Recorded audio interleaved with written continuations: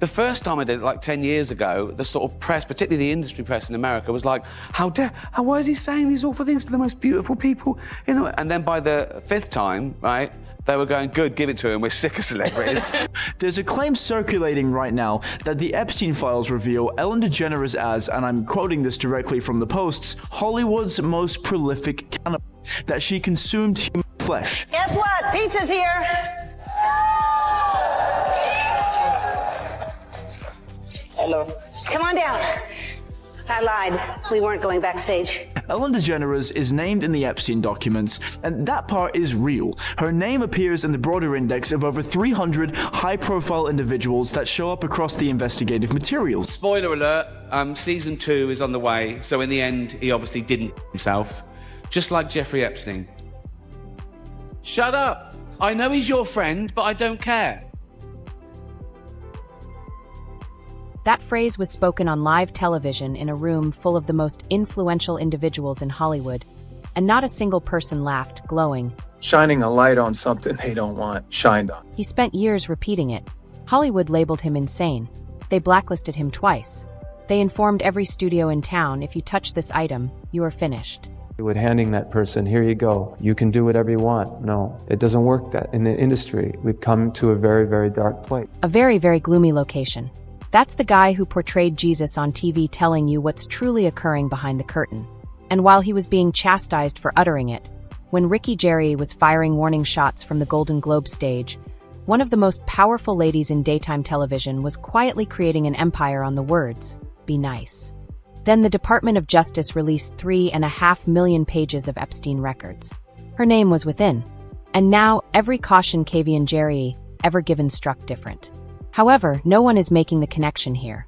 Let's start with the room, because before we get to Ellen, before we get to the papers, before we get to the pals she had who are now sitting in federal jail, you need to comprehend the room. Every January, Hollywood gathers for the Golden Globes.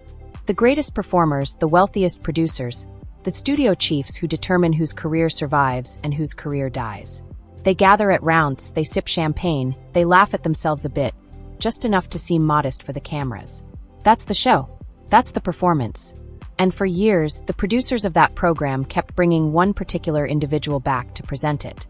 A British comedian who didn't care about getting invited to their gatherings.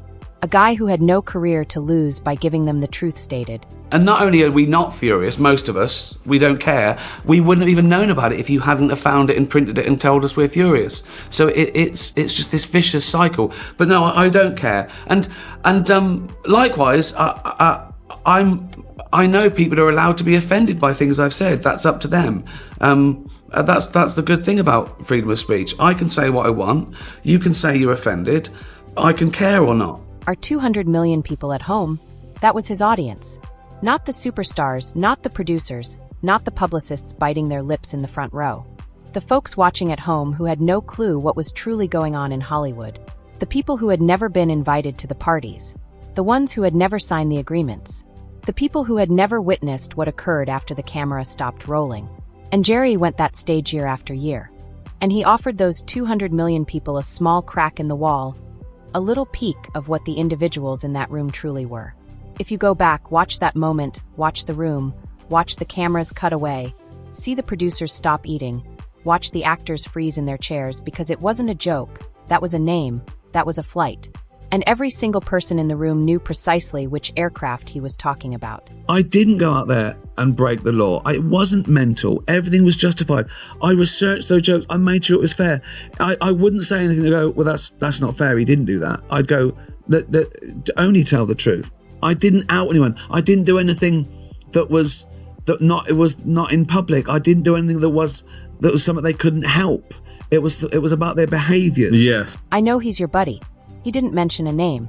He didn't have to, because every influential person in the room had been on a list, in a logbook, at a dinner, at a party, and they all knew who else had been there, and they all knew who they were protecting. That's why nobody laughed. You don't chuckle at a warning shot. You sit extremely motionless, and you pray the next bullet doesn't have your name on it. Now, meet the second guy who attempted to warn us. Jim Caviezel. Jim Caviezel is not some random dude on YouTube. He's not a podcaster. He's not a conspiratorial influencer. He is the guy Mel Gibson personally picked to portray Jesus Christ in The Passion of the Christ, a film that earned $612 million worldwide and remains one of the highest-grossing independent films ever filmed. After that, Jim had everything. He had the fame, he had the respect, he had the future, and then he made a move that ruined his Hollywood career overnight. He signed on to a film called Sound of Freedom, a film about a genuine former federal agent named Tim Ballard who resigned his profession to go rescue children from trafficking networks in Latin America. While they were shooting on site, Jim stepped straight up to the crew and asked them point blank what type of children they wanted. That's when he grasped what he was truly dealing with. At the end, I was asking about the movie, and I asked him about that one particular part where everybody's talking, and they all cried out Epstein Island. And I went, oh, okay. Now I understand what we're up against. Wow. Epstein Island isn't the only suspect. You would think every studio in Hollywood would be lined up to fund a film about protecting children from trafficking. You would think this would be the simplest sale of all time. That is not what occurred. The opposite occurred. Every major studio was cautioned to steer clear from it. Don't manufacture it. Don't finance it. Don't disseminate it. Don't even be pictured near it. From Rupert Murdoch, from Fox, to every studio. Look, if you touch this thing, you will be out, you will be done. You'll be finished in 3 years. Stop and think about what he just stated. He stated, the most powerful media operator in the English-speaking world supposedly sent out a command that anybody who touched a movie on rescuing children from trafficking would be annihilated within 3 years. That's the claim. That's what he claims occurred. The answer from Hollywood wasn't to deny it. The answer from Hollywood was to laugh at him, to brand him a conspiracy theorist, to put him on a list and discreetly make sure his phone stopped ringing. The picture came out regardless, without a single big studio backing it, created on a quarter of a regular Hollywood budget. Yet, it rad in $251 million at the box office. The crowd showed up, the industry didn't. And Jim Caviezel continued talking. Because when Caviezel was being humiliated for saying it, and while Jerry was being booked once and never asked back for saying it, somebody else in Hollywood was at the very zenith of her power. She had a midday program that millions of Americans watched every single afternoon. She had a brand based on the term kind. She had 3 guilty men in her closest circle, and she was ready to go. Ellen DeGeneres, Be Kind. You couldn't watch 5 minutes of her program without hearing it. It was on the merch. It was on the intro. It was in every interview. It was the brand, the full personality. America's midday darling. The lady who danced into your living room every afternoon and encouraged people to simply be a little kinder to each other. Then in 2020, 36 former workers went to BuzzFeed, and what they described was not nice. What they described was the reverse of kind. One of them was Ha Muscat, not a junior assistant, not an intern, a genuine producer who worked with Ellen for years. Ellen DeGeneres feeling the heat as more employees, past and present, from her show say that they were working in a toxic environment. Some Hollywood actors also speaking out against the talk show host now. Toxic, phony, hypocrite, liar. That's what she is. Those are her exact comments on camera. Poisonous, false, hypocrite, liar. And she wasn't the only one. Former employee after former employee came out describing a culture of dread behind the scenes of the sweetest program on television. Walked on eggshells. That's the afternoon program that advised America to be nice. Warner Media started a complete inquiry. 3 executive producers were sacked. The complaints included unwanted touching, ethnic discrimination, and a culture of terror that had supposedly been going on for years. In September of 2020, Ellen sat down on her own program and addressed it for the first time on television. Truth is, I am that person that you see on TV. I am also a lot of other things. Sometimes I get sad, I get mad, I get anxious, I get frustrated, I get impatient, and I am working on all of that. A work in progress, a complete apology that never truly mentioned what she was sorry for. And previous workers did not buy it. One of them mentioned it on the record. She's known about this for 17 years. We were all scared of her. She was not nice. The Ellen DeGeneres show concluded in May of 2022. 19 years gone. And comedian Cat Williams emphasized publicly what a lot of people within the industry were saying quietly, that enterprises earning that type of money do not simply stop. Something horrible had to happen behind the scenes. Something nobody was talking about on camera. The show ended, and then 2 months later things became much, much darker. 2 months after Ellen's program ended, her ex-girlfriend, and Hesh, was dead. 4 months after that, her DJ and executive producer Stephen Twitch Boss was dead too. Both deaths formally ruled. Both families departed with questions that to this day have never been completely addressed. Let's start with Anne. Anne Heche and Ellen DeGeneres dated openly from 1997 until 2000. At the time, it was one of the most talked about celebrity romances in America. Anne stated in interviews following that the connection affected her career, that doors began shutting the moment she went public. On August 5th of 2022, Anne's automobile was recorded on tape blasting through a residential area in Los Angeles at unusually high speed. It smashed into a home. The home caught fire. The automobile caught fire. Everything caught fire. She was retrieved from the wreckage with serious burns and smoke inhalation, and then a tape appeared that the internet has never been able to forget. Ellen was far from nice. We're out there for years. What was your reaction to the toxic workplace controversy? I felt that it was in the hands of the people who needed to speak their truth. I hadn't spoken to Ellen in years, and I feel that the stories that need to be listened to are being told. Did the stuff about her being emotionally abusive to her staff ring true to you? Emotionally abusive is a container for our actions that we've not healed. And unfortunately, the abusive environment was something that I understood. For months later, it happened again. December 13th, 2022.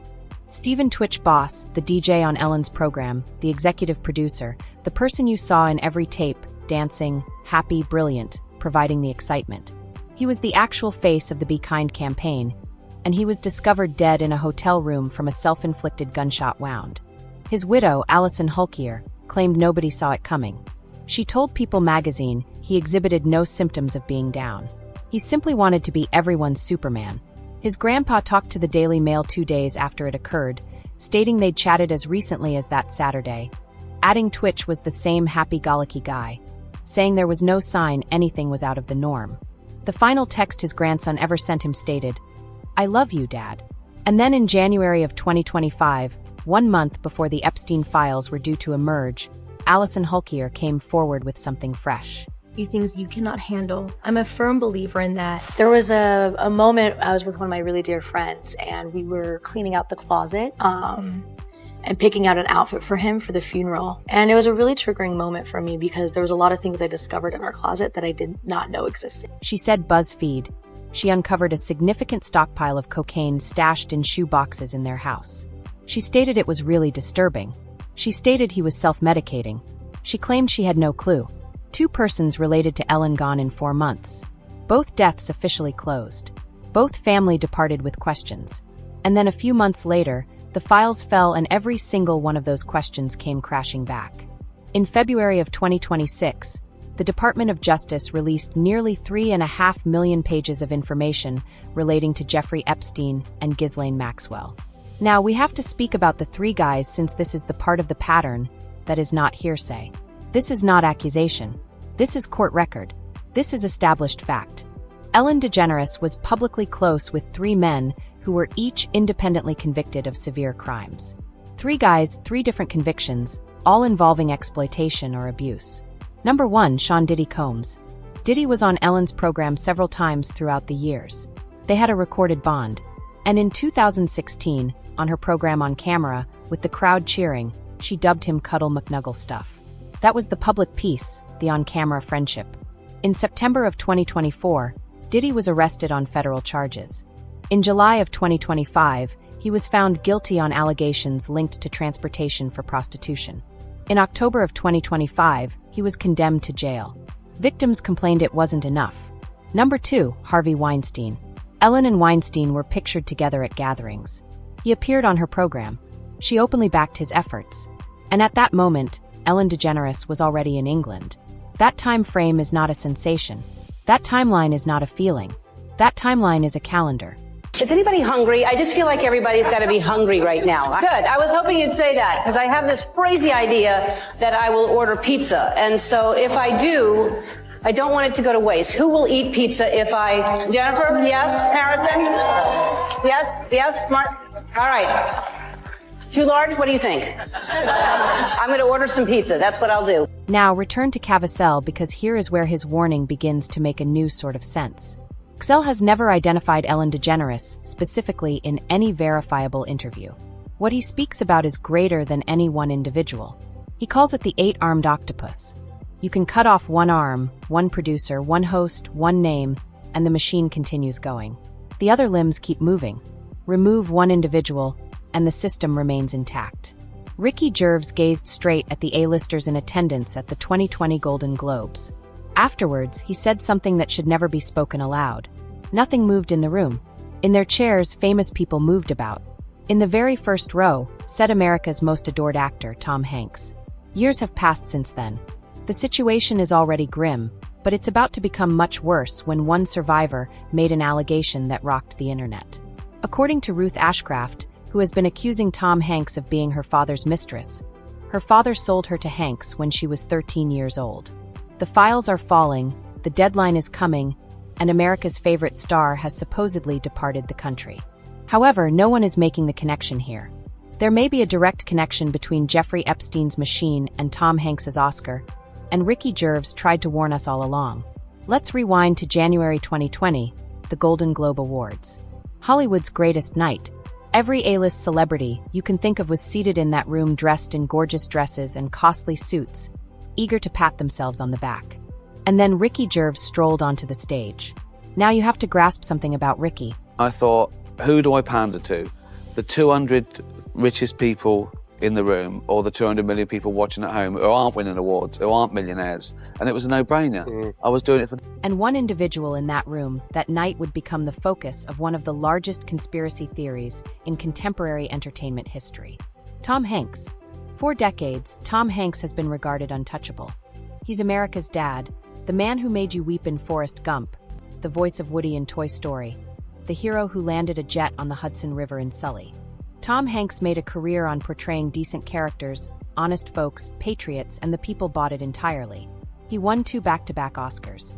He's been married to the same lady for almost 30 years. He appears like the most wholesome dude in Hollywood. But here's what you need to realize about Hollywood. Image is important, and the individuals that manage that image. They're very, very strong. So, let's speak about what's truly in those Epstein papers on Tom Hanks. Now, Tom's name isn't prominently listed as a regular visitor to Epstein's island. That's crucial to clarify, but his name did exist in a 2013 email from Jeffrey Epstein's publicist. The context indicates social engagement, not proof of a crime, but a connection, a thread tying him to a world he has never publicly recognized.